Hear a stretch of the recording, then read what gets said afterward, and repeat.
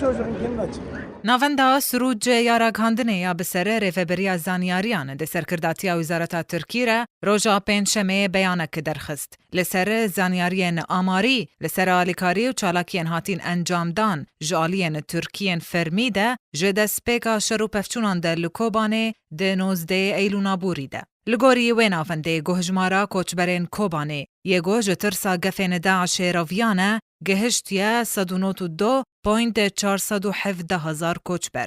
و هجمارا اتومبیلین درباسی خاکا ترکیه بوین گهشت 3072 اتومبیل.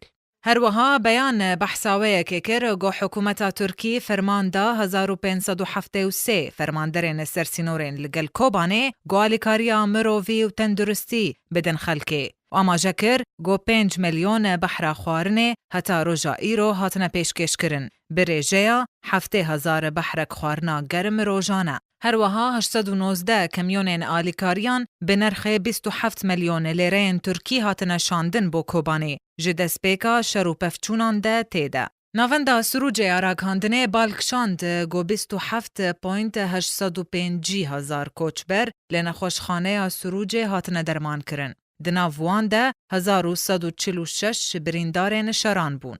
درباره وان جماران ده چالکوانکی باجار کوبانه دیار کر گو هجمارا آمارین کوچبران به گلکی کمتره جیا راستی و آمارین آلیکاریان زیده ترن جو آلیکارین براستی هاتنه کرن. وی چالکوانی گوت گو هجمارا کوچبرین کوبانه گهشت نزیکی 300,000 کس. تیزانین گوری خستنین ناو دولتی کوچبربونا بهتر جو 200,000 کسین سیویل جو کوبانه تومار کرنه پشتی گهشتنار خستنا دولتا اسلامیه تروریا داعشه بو باجیر.